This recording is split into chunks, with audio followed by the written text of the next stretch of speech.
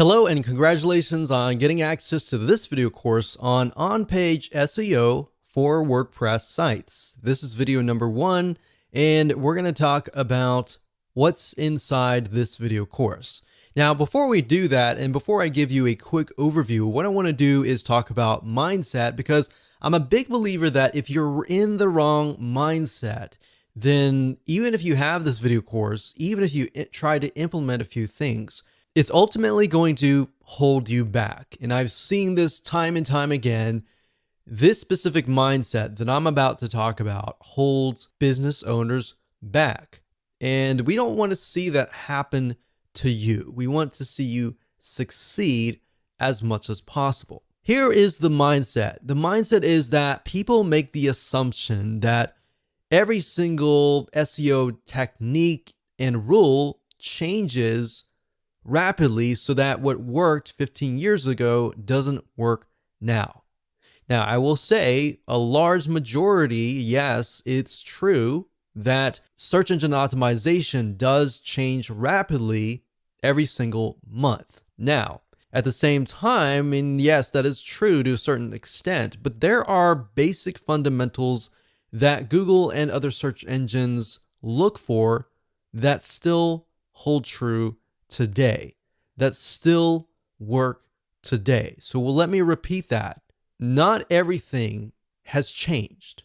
It might have changed slightly. But if you get into that mindset of, oh, everything changes, everything that used to work 10 years ago doesn't work now, then you're putting yourself in a dangerous position simply because you will forget the basics. Now, there are a lot of basic fundamental SEO rules, but we're really going to focus on 5 factors, and I'll talk more about that later down the road. So we're going to be focusing on these factors that haven't changed, or if they have changed, they've only changed very, very slightly in the last decade. So make sure that you're not in this mindset, otherwise it will prevent you from actually moving forward. So here's a quick overview of what's inside this video course. Of course, this is video number 1, which is the introduction. Video number 2 is going to be the main focus. So we're going to make sure that you have a clear view of what we're going to talk about. Video number 3, we're going to talk about 5 important factors that you definitely should implement in your WordPress site.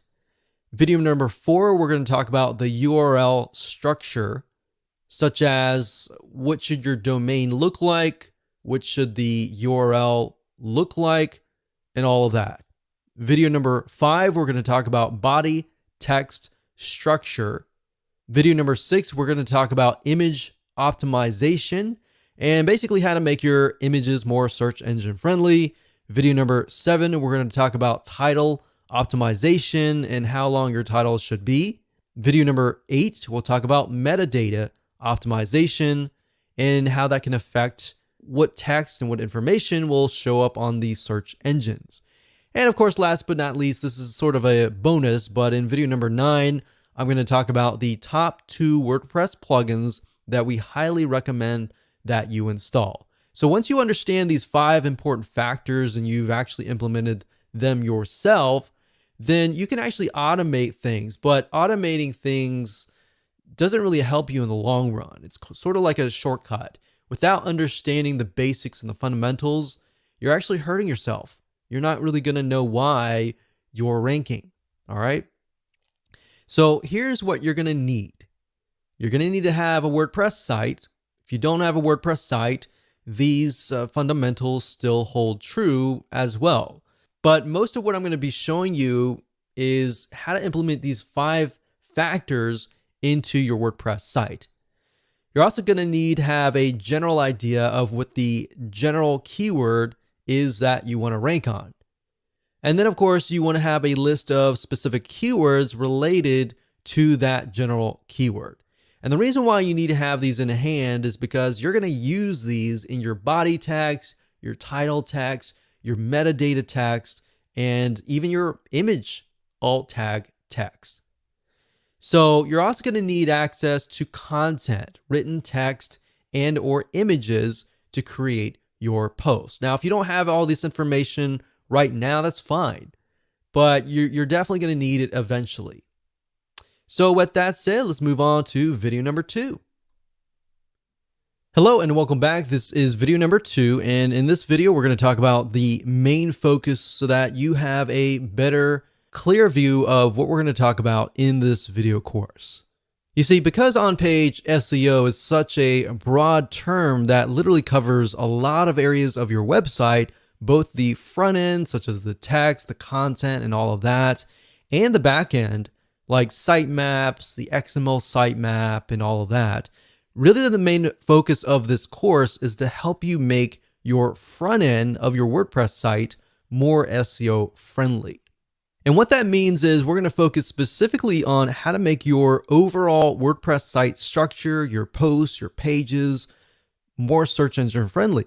So the goal is that when Google and other search engine robots come to your site, they will know what your site is all about. Now, by robot, what I mean by that is that Google usually will send out computers, which are called bots, and they'll come and scan your website and try to figure out what your site is all about. Now, the truth of the matter is that too many people skip over this because it isn't exciting. They are too focused on external SEO, but the reality is that there are a lot of front-end factors that you must do on all of your sites. So by skipping out on these fundamental steps and just focusing on things like backlinking, you're really going to miss out on a lot, because when Google comes to your site, if your site is not search engine friendly and you've just got a lot of backlinks, then yes, you do have a lot of votes that your site might be good. But at the same time, it's like, okay, this is a popular site, but what is this site all about? That is the goal of this course. Even though that seems basic, it's very often much of a skipped step. So once you get in the habit of doing the following and implementing these 5 factors, you'll actually be ahead of most of your competitors. So the good news is that most people don't do this. So the fact that most people don't do this and you're doing this, you're going to get ahead of them. Now, to clarify what this isn't, however, we're not going to focus on backlinking or any external marketing strategies, which is what I talked about earlier. So now that you have a clear idea of what we're going to talk about, let's move on to video number 3 and discuss the 5 important factors that all of your posts, your pages, your content, your text, your URL structures, and everything else should contain. Hello and welcome to video number 3, and we're going to talk about the 5 important factors. Now, this is a quick overview of the 5 factors, and then of course the next few videos I'll dive in to every single one of these factors. But before we can really discuss them in depth, you need to have a broader bird's eye view of them. So before we jump into the 5 factors that your WordPress sites should have, or even your non-WordPress sites should have, which they'll definitely work on those too, it's important to know a few things first. So you're going to need to have a general idea of, number 1, the general keyword that you're going to want to rank on, and number 2, a list of specific keywords that branch off of that main keyword.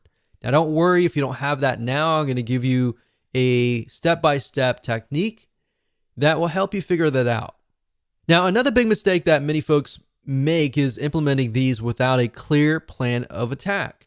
And that's why I'm breaking things down in such a manner. There's a reason for everything. In fact, we've seen this with many websites. There's no clear plan, and the website owner simply creates content in an area with little or no traffic. And then they're not ranking on any specific keyword. They might even be ranking on keywords that have really nothing to do with their website. And this is a lot of time wasted, right? So that's why I'm not jumping straight head first. I'm breaking things down so that it becomes clear, and that way you will succeed. Now, we're not going to focus, like I said, on keyword research, but we do recommend that you check out these suggested keywords. Now, what do I mean by that? Well, Google has what we call suggested keywords, Amazon.com also has a list of suggested keywords. Now, this is what happens, and this is super easy. You can literally find the main keyword and a list of specific keywords within a few seconds. So here's what I want you to do. You can do this by going to google.com, for example, and typing in a general keyword. So you'll notice that when you do, Google will suggest keywords. Now, in order for the keywords to appear in the suggested box, that means that there's a ton of people that are searching for those keywords. So in other words, there's a high volume of people searching. So when I typed in the keyword survival kit, out dropped a drop down saying, well, these are other Google suggested keywords like survival kit list, ideas, Amazon, food, and backpack. Now, there's another way of doing this. If you type in the keyword and you press enter, then what's going to happen, and you scroll all the way down to the very bottom, you're going to see a list of words. So if you scroll all the way down the bottom after you made that search, you're going to find additional keywords right here where I've put a red box here. So we can see additional keywords are things like military survival kits, survival kit list, best survival kit food, items, wilderness survival kit. So we can see not only are there different keywords, but there are also different types of survival kits for different scenarios and different settings. So that gives us an idea of, okay, we can write an article on survival, military survival kits, or wilderness survival kits. So these could be totally different articles. So now that you have a basic understanding of basic keyword research, let's move on to the 5 important factors. And they are, number 1, the URL structure, or the domain name and the category name, the file name, even the page name is important. And this is what shows up in the address bar at the very top. Whenever you go to any website, you see the domain name, the page name, and all that in the search bar at the top. That is the URL structure. Now, the URL structure is very important because it tells Google and other search engines, are you a brand? Are you a specific keyword? What is your website about? Now, that's just one element. There's a lot of other elements as well. Number 2, we have the body text structure, which contains basically everything on your post or your page in terms of content. So this contains both written text that you use in your posts and pages, and there's more than just slapping a bunch of content for everyone to see. So there's a lot that goes into this. So I'm going to show you, I'm going to break things down so you have a better idea of what you should include in your body text structure. Number 3, we got image optimization. What this means is making your images more search engine friendly. So just like body text, when it comes to images, Google and other search engines are not going to know right off the bat what they are. So you need to do your best to help them figure out what the images are all about. Now, there are ways that Google will figure out eventually what your images are all about. So don't try to game the system. For example, if you name an image, let's say a wilderness survival kit, the way they figure out if that image is legit or not is oftentimes they'll rank you in the Google image search engine. If somebody types in, let's say, wilderness survival kit, and they see your image and they click that, they have a better idea that, okay, this is definitely an image of the wilderness survival kit. And that will actually help you in the long run. So don't try to game the system and name an image something that it's not. Name it what it is so that it's an attracting image. And when somebody's looking for that image, they're going to find it, they're going to click it, and that's going to help you in the long run. In fact, beyond that, there's a few more steps you'll need to take. And plus, in addition to that, with the image search engine that I talked about just now, you can actually get a lot of traffic from that search engine.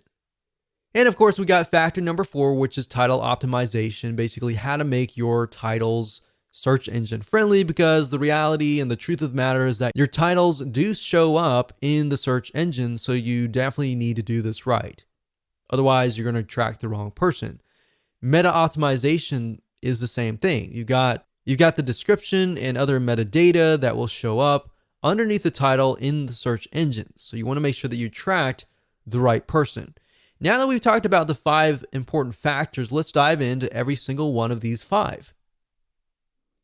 Okay, welcome back. This is video number 4, and we're going to talk about the URL structure.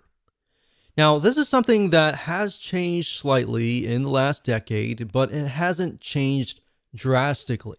Now, before we discuss what you should use in terms of a domain name and your URL structure, let's discuss why this is important. You see, when Google and other search engines try to figure out what your website is all about, they look at your website as a whole. They're not just going to look at your URL structure, your domain name, or your categories or your page name. They're going to look at everything as a whole. Plus, in addition to that, they're going to look at how people interact with your content and if that is true. Now, part of that is what appears in the URL. A search engine friendly URL structure can actually go a long way. Not only will it help the search engines figure out what your page is all about, it's also going to help a human visitor understand what the page is what. And that means that keywords still matter, but you have to be careful not to keyword stuff your URLs. And by keyword stuff, what I mean by that is you're putting too many of the same keywords in the same area. In other words, back in the day when Google started, for example, you literally could keyword stuff a page and get ranked really, really quick. But now Google has become much smarter. Their bots and intelligence have become smarter. So that's a big no-no. Don't do that. And I'm going to show you in just a minute why, if you use certain domain names, that can have a drastic impact on that. So let's talk about domain names. So what should you name your domain name? Should you use an exact match domain, meaning that the keyword is in the domain? Or should you use a brand name? Well, there's a big debate that using a keyword in the domain name will actually get you ranked higher. That actually worked back in the day. Sometimes it still works today. And there's really no right or wrong answer. Literally, at the end of the day, we don't know.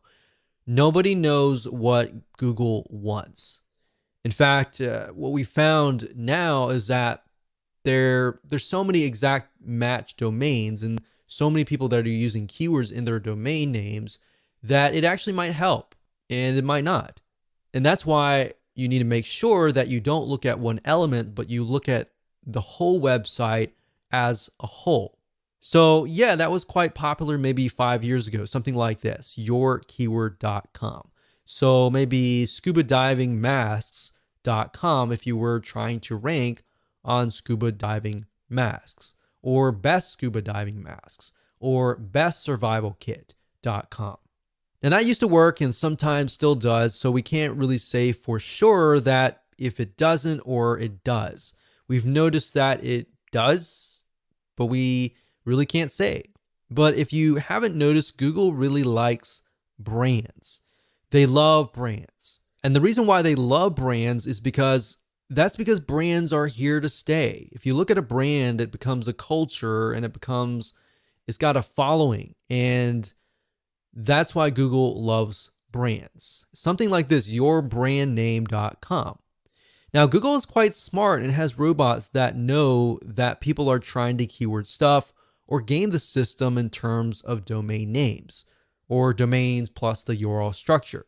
Now, we've had success with brand names, so we lean towards that as the long-term view. But then again, exact match keyword domain names work well for some other people as well. So we can't say for sure that if it's not going to work. So at the end of the day, it's really up to you. But what I'm going to show you in just a minute will reveal to you why using a brand name will actually help you, especially in preventing you from creating duplicate or keyword stuffing in the URL structure. So the URL structure looks like this: www.yourdomain.com/category/your-page-name. And that could be anything depending on how you go about naming that. And I'll show you that in WordPress, but we're just talking about the basic fundamentals right now. So let's say, for example, that you're trying to rank on red shoes. The problem with naming your domain name redshoes.com is this. Let's say, for example, that you have a category that is red shoes, blue shoes, yellow shoes, brown shoes. But that one category that's red shoes, and you have a product called Big Red Shoes, it ends up looking like this: www.red-shoes/big-red-shoes. So you see what I mean here? You got red shoes, and red shoes 3 times in a row. That's not a good sign, because what that is keyword stuffing.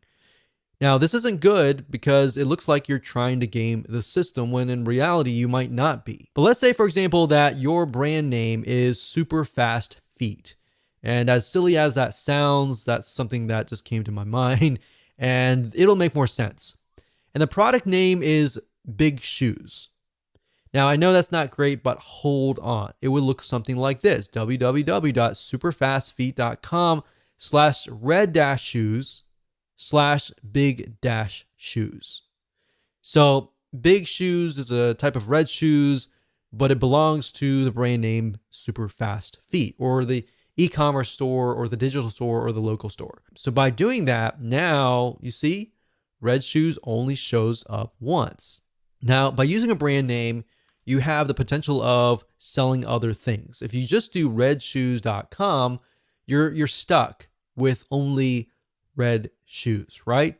But with Super Fast Feet, you could cover shoes, you could cover slippers, you could cover socks, you could cover a variety of different things. You could even cover lifestyle of running, exercise, and all of that. So brands, not only does it help you with your URL structure, but it also helps you diversify and expand what your website could potentially be about. Now, in this case, the word shoes shows up twice, but that's okay. Do you see what I mean here, and why brands actually help you avoid keyword stuffing? Now, another tip is to make sure that your URL is no longer than 90 characters long. Okay, so first things first, go ahead and log into your WordPress site, as you can see here. And then what you want to do is access the permalinks to make sure that your URL structure is search engine friendly. So what you need to do is, to the left-hand side, go to Settings, Permalinks, and then we'll get to here. Now, at this point, you're going to want to choose Post Name. Click Post Name, click Save down here, and that's it. So what this is going to do is, every time you create a post in a page, it's going to title the actual post and page and put it in the URL. You see, if you choose a numeric, or if you choose anything like this, then when Google comes to your page, they're not necessarily going to know. They're going to look for the body text, but the URL structure is by no means search engine friendly. So as you can see here, the plain version is just $P=123. As a human being as well, you don't really know what that is, right? So choose post name, click save, and that is the reason. Now, if you go on to a post or a page, so if you go to posts and choose a post or a page, this is what it's going to look like. So when you create a post and page, like for example, right here, this article here that says 10 different places to find credible freelancers online. If you have it here, you want to make sure that that is in your permalink. Permalinked is the URL structure. So we click on edit here. We can see that it says 10 different places to find credible freelancers online. So what you want to do is, obviously we can't change the domain name, but we're going to put the title in here, and you want to put dashes in between the words. And when you're done, click on OK, click update, and that's it. So that's as easy as it gets in terms of editing the URL structure.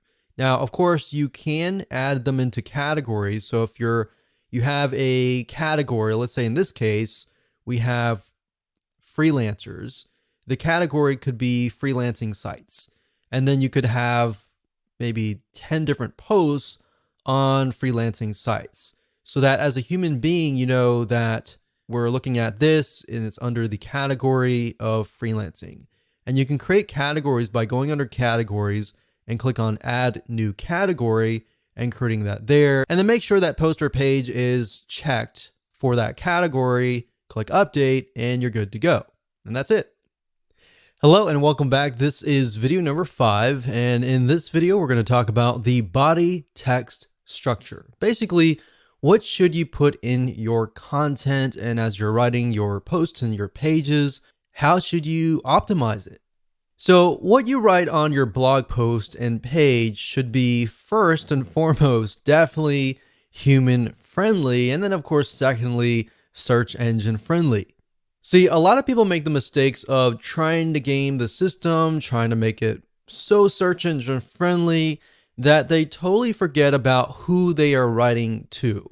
Now, Google at the end of the day really cares about bounce rate, and bounce rate, which we'll talk about later down the road, is basically if somebody stays on your page for a long period of time. If they just come to your page and they leave immediately and Google sees that, that's not a good sign. In fact, if they go to Google and they type in, let's say, for example, survival kit, and they go to your page and they don't like what they see, and then of course they go back to Google, Google knows that they just left your page, and that's not a good sign. And that will actually hurt your ranking. So if you merely write for the search engines, you're going to have to deal with the bounce rate, a high bounce rate, a low stick rate. Stick rate meaning how long do they stay or how long do they stick around? And that will have a negative impact on you. So what that means is the longer someone stays on your website, the lower your bounce rate is. So if you keep that in your mind, the word bounce rate, the word stick rate, you will often see those words a lot when it comes to on-page optimization or even search engine optimization in general. So to Google, websites with a lower bounce rate must be good. The fact that people are staying on your page for a longer period of time tells them, okay, this website must be what people are searching for, right? And this is important to Google and other search engines, as it also indirectly tells them that your site must have good content. And then they're going to rank you higher. So that's just one of the many, many different factors that you're going to deal with. And that said, let's discuss some elements that you need to have in your body text. You definitely want to stick to one main keyword. And you want to have that main keyword definitely in the title of your page and throughout your page. So that keyword should be the same one in the URL structure for that post or your page. Now I'm going to show you in a minute. If we hop on over to WordPress, you can name it the title, and if everything is set up correctly, the permalink or the URL structure should have that keyword, and that keyword should be spread about. Now, you definitely don't want to make it appear too many times, otherwise that will be seen as keyword stuffing. So it should appear, like I said, in the page in headings 1 and 2, which will be in the body text. And I'll give you an example later down the road when we show it to you live in action. And it should be somewhere in the first paragraph as well. It should be bold or italicized. Now, don't overdo it. There are actually ways to get around doing this and make it look natural. You got to remember, you're writing first and foremost for the human being first. So when you put it in your text, you got to make sure that it is going to make sense to the human being. And you want to try to use variations of your keywords as well. So let's say, for example, let's use the example that we talked about earlier in the URL structure video, which was red shoes. So you want to try to use variations of the keyword or even synonyms. So Google at least is smart enough. They have this huge database of words that are related. So as far as the body text and the other factors, what I'm going to do is stick with the exact same post, that we looked at in the previous video with the URL structure. So up at the top, if we say that our main keyword is maybe find credible freelancers or places to find, maybe that's our keyword, places to find credible freelancers, then what we want to do is we want to make sure that it's in the heading 1 and 2. So we could take that and we could put it here and we could highlight that. And then under this drop box here, we want to do heading 1. So that would be the heading. And then you want to make sure that it's heading 2, but we can do that later. So you want to make sure that it is in the first paragraph. So it says, are you looking to outsource some of your work so that you can focus on your business better? Finding the right person can be difficult, but there are places online where you can search for credible freelancers. So places to find, we could say, so let's discuss places to find credible freelancers. So obviously the first letters are capitalized. So I want to make sure that it's human friendly. So we say, so let's discuss places to find credible freelancers. And then you can highlight that. So places to find credible freelancers. So this can be italicized. This can be bolded like that. All right. So that needs to be in the first paragraph. You can also have it later down the road as a heading 1. And if we scroll down, we don't have an image right now, but we'll talk about that later. We'll find an image and I'll show you how to add an alt tag. You want to do that. You want to go through and you want to create variations of this keyword. So places to find credible freelancers, Fiverr.com. This is a good place to find great freelancers. So we use the word credible. You can mix it up and say good place to find great freelancers or hardworking freelancers. So what I'm saying here is you don't necessarily have to use that exact match keyword, but you're using variations so that Google knows that you're not trying to game the system and you're not trying to keyword stuff. But at the same time that it's a variation or it's a similar synonym or word so that it appears more natural. So we can go through here, we can do other things as well. That's pretty much the basics of it. But another thing you can do is tags as well. So you can add tags. Let's move on to the next video. Hello and welcome to video number 6. And we're going to talk about image optimization, or in other words, how to make your images more search engine friendly. You see, when it comes to images, you need to tell the search engines what the images are. They're not really going to know off the bat what the images are. Now, there are ways that Google can figure out what the images are, which we'll talk about in just a second.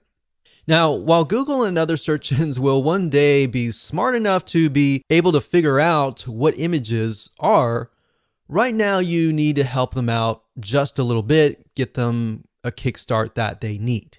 So you're going to need to take your main keyword or variations of the main keyword or even specific keywords based on the main keyword and insert them into the alt tags in your images. If you don't know what those are right now, don't worry about it. We're going to show you in just a minute. Now, what I recommend that you do is, let's say, for example, that you have 3 images on your page. In fact, the more images, the better. You don't want to get too much, but the more images, the better. And what I recommend is the first image that you have, you're going to want to put the main keyword in there. Now, make sure that it actually relates to the image itself. So if the image is an image of a shoe, you definitely don't want to put like something like a peanut butter sandwich or something. So you definitely want to put something that's related, right? Now, the second keyword, you don't want to put the same keyword. You want to put a variation of that keyword. Or based on what we talked about earlier, having the main keyword and then of course having keywords related to that keyword, you can put those in the other images. But you have enough where Google looks at it and thinks, okay, all these images are related. Now, there are other ways that Google can figure out if those are legit. In fact, what they'll do is they'll index them into the Google image search engine. So whenever somebody searches for that image and they click on that image, they will think, okay, those images on your page are definitely legit, so we're going to rank you higher, right? So that is why making sure that your keywords and your images fit and they're accurate enough, but you don't want to overdo it in any other area. But 1 or 2 should be good, 3 or 4 should be fine, but you definitely don't want to overdo it. Now, like I said, more images with variations of the keyword are even better. So if we are focusing specifically on red shoes as the post, maybe a specific brand name of shoes, you might want to put the brand name. You might want to put like the brand name plus red shoes. You might want to put shoes red or red, something that's a synonym of shoes. So to make more sense, let me show you what you need to do, and I'll give you some more tips along the way. Okay, so adding images and making them search engine friendly is actually very easy to do. But first things first, you'll need to find an image if you don't already have one. So starting where we left off in the previous video, we don't have any images here, but let's just go ahead and add one. So I'm going to add one somewhere in the beginning. So we could add an image, let's say here. Now I want to say we do have an image, like a featured image down here. But what we're talking about are images within the actual body text. So let's go ahead and click on Add Media here. And these are our existing images right here, but we can also upload a file here as well. So let's try to find something that relates to freelancers. So let's do that here. Let's click that. So right here it says title, caption, alt text, and description. Now, by default, as you can see here, with an image, it shows something like code. It doesn't look natural. It doesn't tell a human being what it is, and it doesn't tell Google what it is. Now, beyond just some basic optimization, you have to realize that if somebody is disabled and somebody is listening to some sort of software that speaks out loud what the images are on the page, then this is actually going to help you reach those people. So keep that in mind as well. And by making it friendly to all sorts of people, you'll get an extra vote with Google in that sense as well. So let's say, for example, that this is something to do with places to find credible freelancers. So all you need to do is simply put that in the alt text. Now, for the title, you want to do something similar. You can do top 10 places to find credible freelancers. Now, bear in mind that these images might show up in the Google image search engine. And if they do, this information will show up. So if somebody is utilizing the image search engine, which a lot of people do, then they're going to see that. And if your competitors are merely just uploading the images and they're not optimizing it for the alt tags and the titles and the descriptions and all that, you're going to be one step ahead. All right. So caption can be, this image shows a screenshot of the top 10. So we could do a variation of 10. So 10 as in TEN places to find great freelancers. So you want to mix and match and keep it different so that it doesn't look like you're keyword stuffing. And then of course you can put the description here. So when you're ready, click on Insert into Post, and there we go. Now you can always edit that later. If you click on the image here and click on Edit, you can always edit the alternative text. So the alt text, you definitely want that keyword in there. You could put the keyword in here in the captions as well if you want to. So we're going to click on X because I didn't do any updates.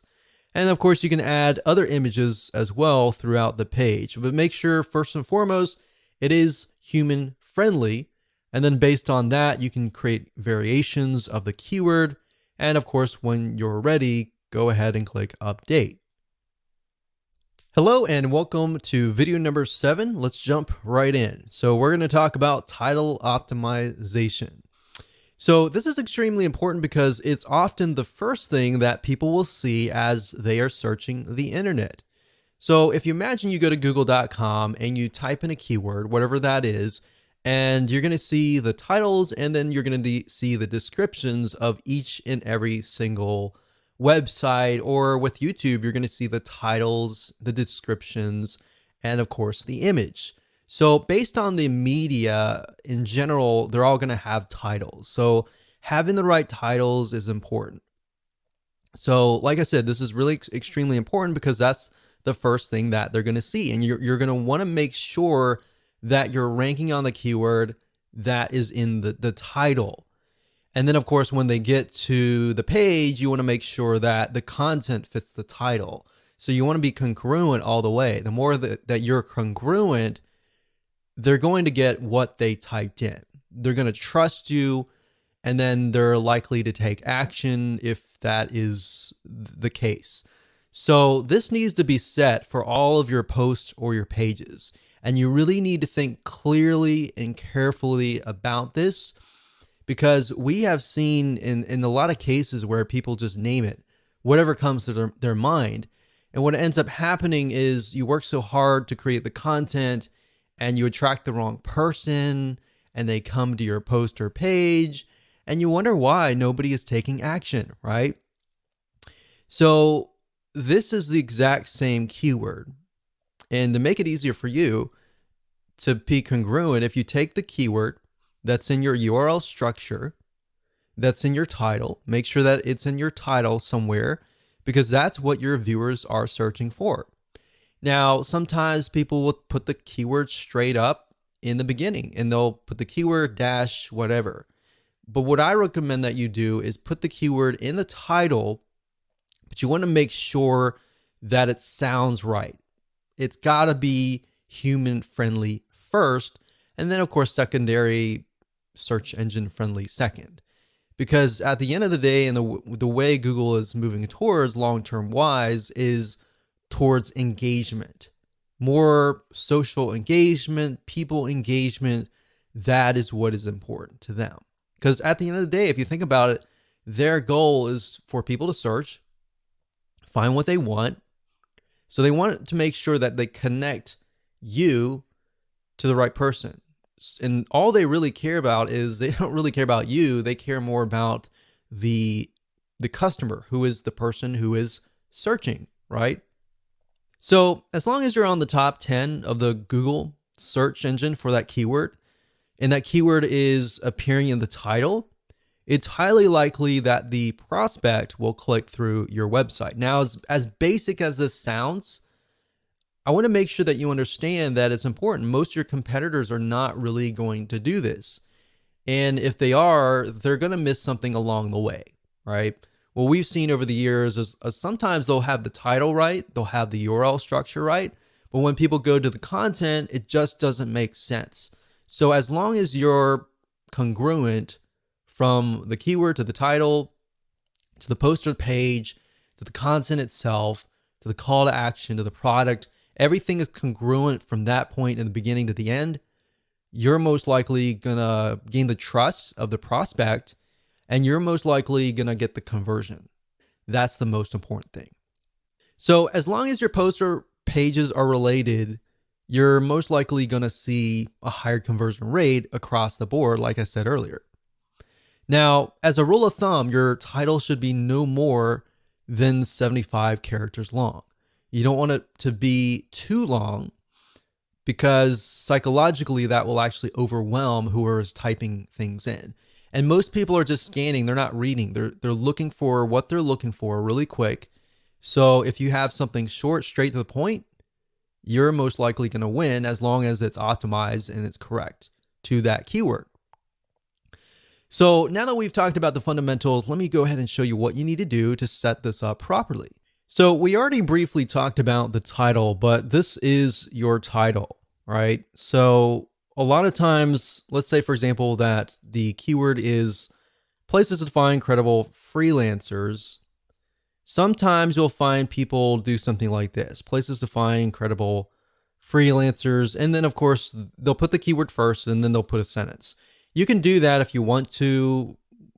There's no proof that it doesn't work, it works, or anything like that. But you definitely want to make sure that it is human friendly first and foremost. So in this case, ours is 10 different places to find credible freelancers online. Or we could do something like top 10 places to find credible freelancers. Now, whatever you do, if you change the title here, make sure that it's changed right here as well. So if we do that and we go back over here, we just copy that in, but we need to make sure that there are dashes in between the words. So what I'm doing right now is I'm simply adding dashes in between the words.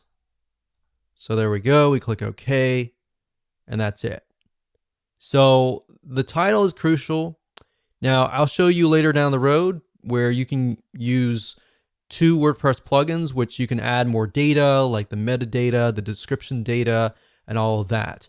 But for now, by default, if you don't have those WordPress plugins, what the search engine will often do is they'll grab the title. So we'll click update, and that's it. Okay, so this is video number 8, and we're going to dive straight in and talk about meta optimization. So this is the description that is going to show up on the search engines. So just like the title optimization video beforehand, this is what people are going to see in this search engine when they search the internet for a specific keyword. So in other words, it's the description beneath the title, and you're going to need to make sure that this is set up both in your posts and your pages. And this needs to be no more than 160 characters long. So let me show you what you need to do. Okay, so we briefly talked about this before, but I'm just going to do a recap here. So we talked about the meta description being important. So for images, like I showed you with the image optimization, that's why the description is crucial, because if they're appearing in the image search engine, it will actually appear with that description and that title. Now, if you don't have a WordPress plugin that is installed, it's typically going to grab this as a title, and then the description usually is the beginning paragraph. So for congruency's sake, you want to make sure that that's why the keyword needs to be in the title, the first headline here, and the description. And you usually want to try to put the keywords down here, but you don't want to put it too much. Sometimes it will look at the how many words you have compared to how many keywords that you have. If you have too many keywords, you're going to want to add more text. If you have more keywords, you definitely want to add more images as well. So the more images, the more text that aren't really that specific keyword, the better. So by default, like I said, it's going to grab this as a description, but then as you have the WordPress plugins that we'll talk about later, you'll have the opportunity to add more metadata, which I'll show you later on. But this is sort of a video that's sort of a preliminary to discuss why the metadata is actually still used. Hello and welcome to video number 9, and congratulations, first and foremost, you've reached the end of this video course. And this is kind of a bonus because we talked about how to manually optimize your WordPress site. Now we're going to talk about how to automate the process. Now, the reason why I didn't jump straight into this was simply because you need to understand why things are important, what elements you need to have on your pages to make it important. Because yeah, you can use this system to automate it, but the 2 plugins that I'm going to talk about, some of them will actually automate certain processes like the URL structure. But at the same time, knowing how things work and why certain things are important is more important at the end of the day, because you're going to understand how to implement these factors. So now let's talk about the 2 plugins. With these 2 WordPress plugins, you can literally boost your on-page optimization on just their free levels. So they both have a free version and they both have a paid version. Now, two of these are very common. The first one, you'll most likely maybe already be using it. The second one is not so popular, but they actually work hand in hand.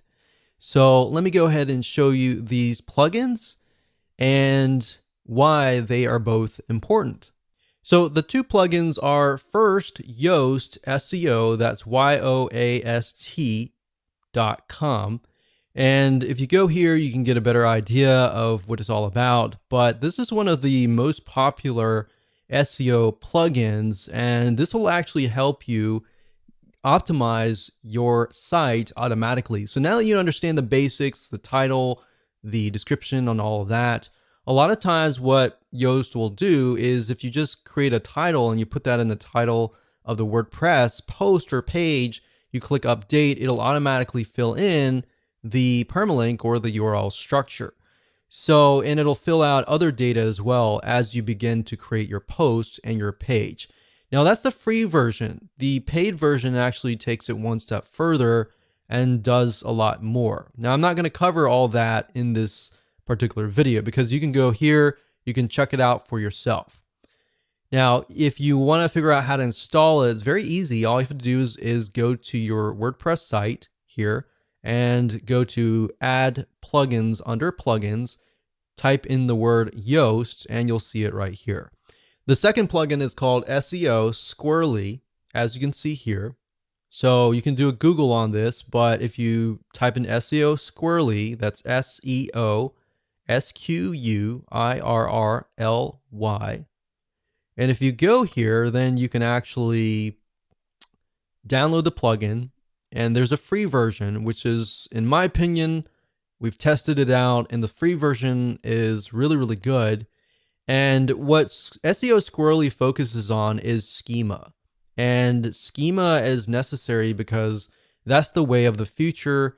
And it tells search engines what your site is all about and more information than that. But the short answer is it just helps optimize your site in a much better way. And now when you go to SEO Squirrely, it'll say, you know, our plugin is better than Yoast. And then of course, Yoast, sometimes you might see an article out there. I haven't seen one, but I'm sure there's a comparison, and you'll see that they're going against each other. But at the same time, you can either do Yoast or you can do SEO Squirrely. Now, what we've found is SEO Squirrely focuses on schema, like I said, and schema is just a way to make your site appear in the search engines where people will click on your link. So if you've seen, for example, the ratings, the 5-star ratings that appear in the search engine, that is based on schema.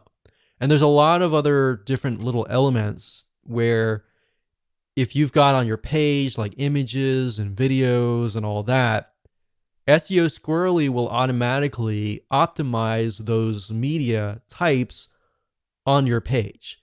And we found that we've actually tested this one and Yoast together, and they actually work hand in hand. Now, they can run into each other based on like the title and the meta description and all that, and they can conflict in that realm.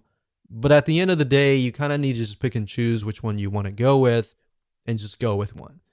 So Yoast, I can tell you, will pretty much do everything that we talked about. SEO Squirrely as well.